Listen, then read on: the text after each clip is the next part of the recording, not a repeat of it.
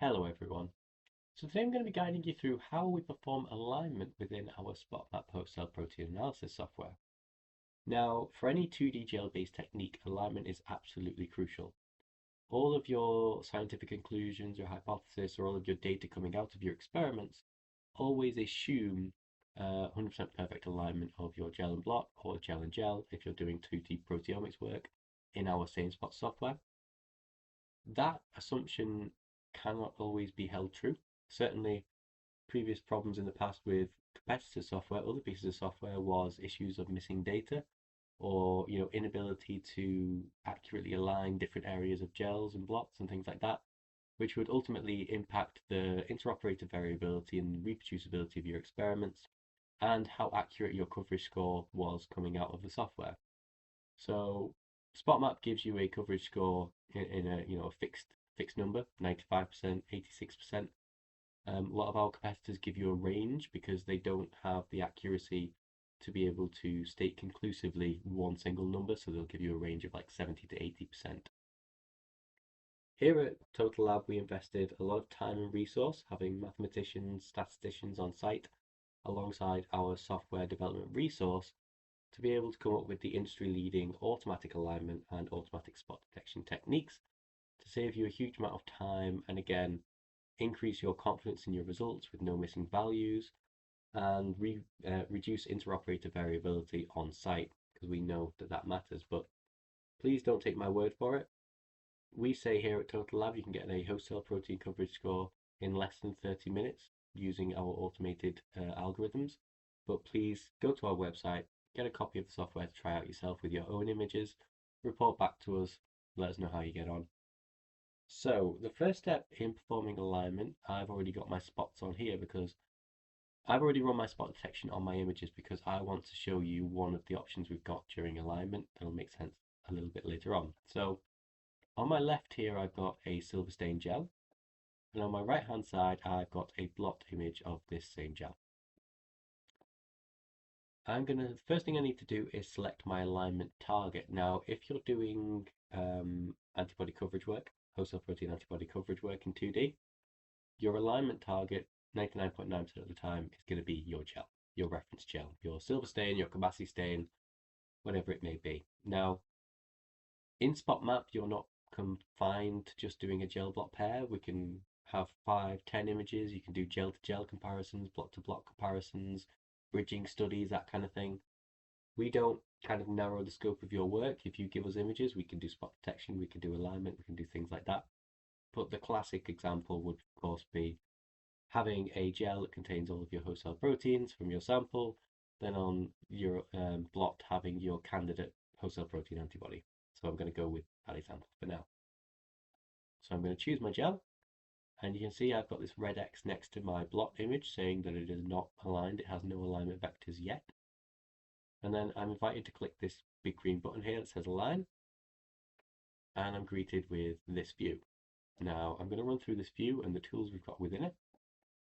On the left hand side, we've got these two windows which are for you, the user, to interact with and to help guide your alignment when you have some input in it. And I'll come back to that in a second. Vector editing window we don't have anything to do with yet, but the whole window allows you to click and drag and move about your image. And you can see, because I've done my spot detection, I've got my spot outlines here, which can help with any manual vector editing that you want to do, and I'll get to that in a second as well. You'll see as I move around, the images on the right hand side change. So these two images on the right hand side, these two squares, are designed to allow you to check or validate your alignment. The top window, transition window, transitions like fades in and out between the same location that you've got viewed here on image A and on image B, and you can speed that up, you can manually turn it on or off, or you can control the slider to kind of get a level of overlay that you want. Now you can see here the images are actually pretty representative already. So as I move this across, you can see we've got these two dark spots here, represented these two dark spots here. This dark spot on one image needs to be aligned here, and these two need to be overlaid with each other in these two, and so on and so forth. So these images aren't too far apart. but I'm still going to run through, do the automatic, do the manual, because I want to show you the tools that you would use if you were trying the software on your own images. So the idea here is if these spots were in perfect alignment, and this pair is a good example here, they're not aligned yet, but you can see that as we move between the two images, the spots shouldn't really move themselves. They should kind of flicker like stars, whereas one fades in, one fades out on top of each other. The checkerboard view, now this is a tessellated square view of a square of image A, square of image B, square of image A, square of image B, square of image A, square of image B, and so on and so forth. The idea being here that a spot in the exact same location on both image A and image B, the edges will kind of intersect and overlap, and they will meet with each other. So if you get a spot that kind of goes over multiple squares, you can see how well they line up. So this is more of a test of the accuracy of the XY positioning of the alignment and the spot, whereas this view focuses, it's harder to determine if it's moved left, right, up or down, but you can get a better idea of kind of the intensity and how well the spot is overlaid in terms of area. There are two different ways of checking for your alignment to allow you, the user, the operator, to validate the work that you've done. Now, all of these windows can be blown up to full screen when you're performing your alignment, so you can get really close to the data, you can do really fine, accurate work. And I'm only using this on a laptop here, but if you had a giant 4K screen, this would be even better.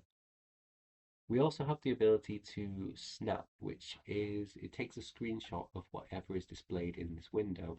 So if you're reporting on your alignment process for a customer or for an internal SOP, this all forms part of the data access tool anyway, and I've done a separate video on the data access tool and exporting high quality, publication quality, high DPI image exports from SpotMap as you go through it.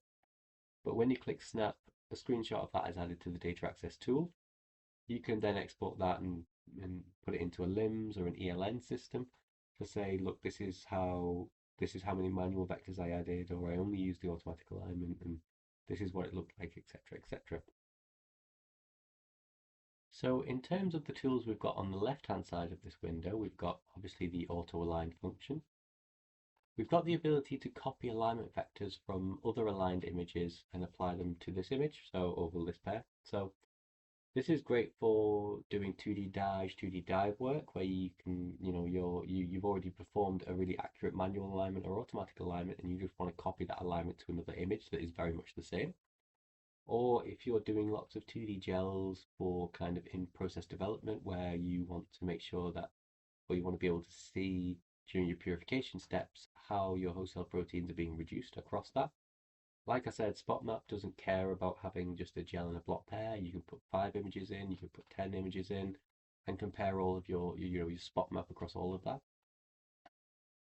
We've got the ability to update the alignment. So these two views basically show an unaligned view, aka what your vectors are going to do to your image, or an aligned view, aka what your vectors have done to your image and what it looks like now. And then this display options section we've got here is we've got the ability to automatically update the alignment as we add vectors. That's kind of the same thing that I showed you before with the different views. The ability to show the grid, which won't show until I've performed some alignment, but I'm going to explain that to you in a second. The ability to show the spots. So this is why I've already performed my spot detection. So I could show you that we've got the actual outlines of the detected spots here.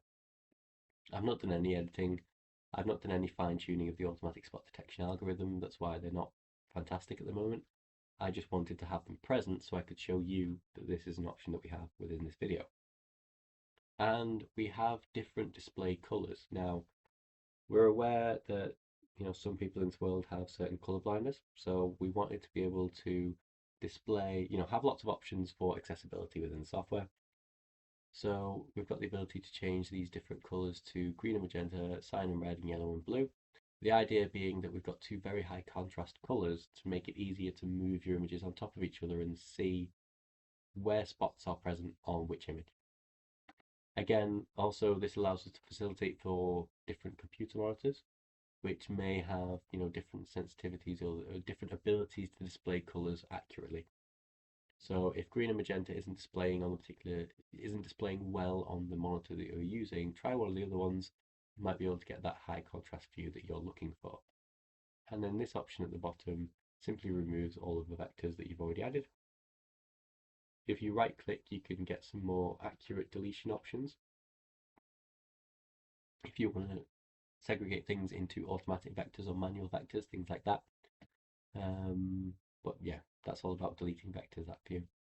So the first thing I'm going to guide you through is the automatic alignment, and that is as simple as clicking this button, letting the computer think about it for a second, and then you will be aligned.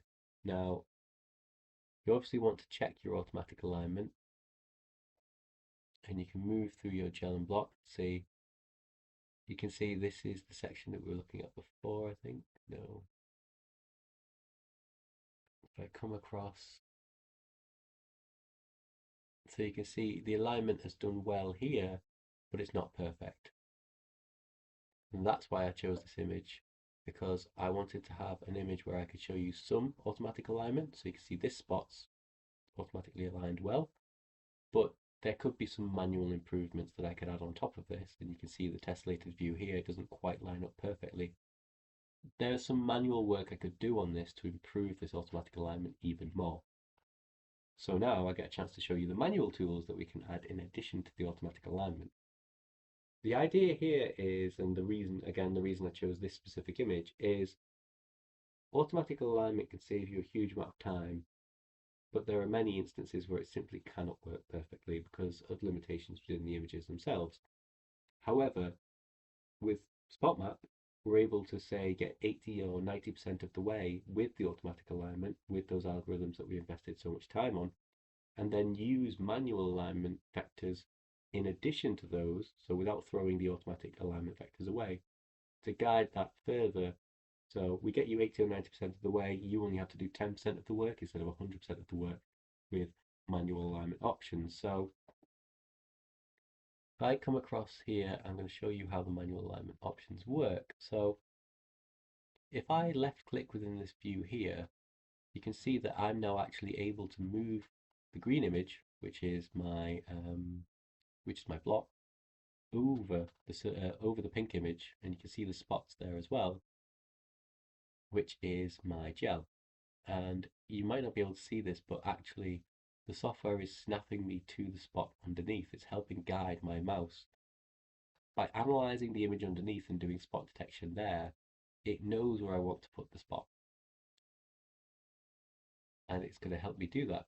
So now I can start adding in all of these manual vectors. And because I've got the update alignment view on, I can start to see how that's kind of impacting my results. You can see that we've got a bit of a better alignment now. Let's try somewhere else, some other section of the image.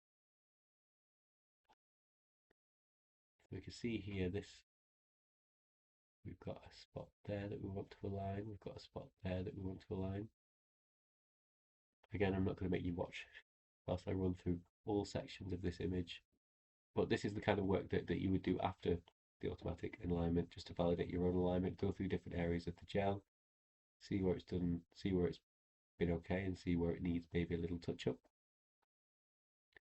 Once you've completed all of that work, you can then turn on the unaligned view to view kind of where all of your alignment vectors are and what they've done, and differentiate between the two. So these blue, if I just zoom in a little bit, these blue vectors here are automatic vectors that the computer has decided for you. Any red vectors, like the one here, and you may not be able to see it, is a manual vector that we've added in. Vectors are, if you remember back to physics class, they are a magnitude and a direction. So you'll see that the length of this line indicates the kind of the strength of the magnitude, or the magnitude of the change, of the movement.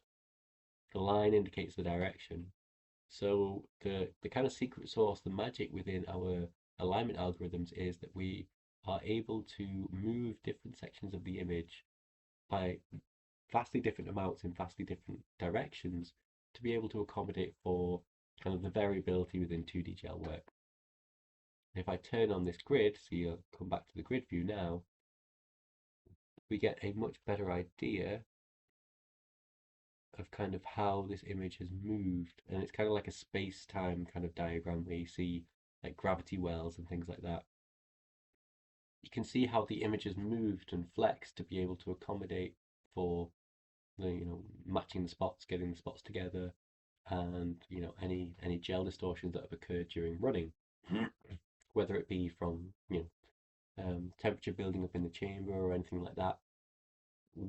This shows exactly all of these points within the image that we're able to manipulate and move around to make sure that we are definitely comparing spots to each other, so we can guarantee no missing values. That was kind of the bane and the scourge of other software within this space, of simply not coming up with an answer because it can't find a spot. So once I'm happy with my alignment, I've done my manual checks, done my visual checks. If I come across and click on OK, that alignment will be added, and this image, again, blink and you'll miss it. And I'm only running this on a laptop, not a particularly powerful computer, but it refreshes the image with the now aligned image and how that's changed to match the image on the left. So that's how we handle both automatic and manual alignment within our SpotMap software. It's how we use the tools that we've given you, and kind of the process that we go through, and why we've done it that way, and some of the kind of advanced user features that we've got within the alignment window, and most importantly, how can you be confident that you've got your alignment correctly. But yeah, if you've got any further questions or anything you want to see in the next video, please let me know in the comments below. If you want to try out a copy of SpotMap yourself with your own data in your own lab, please click the link in the description below to go and get a free trial. Any questions, please get in touch on TotalLab.com. See you next time.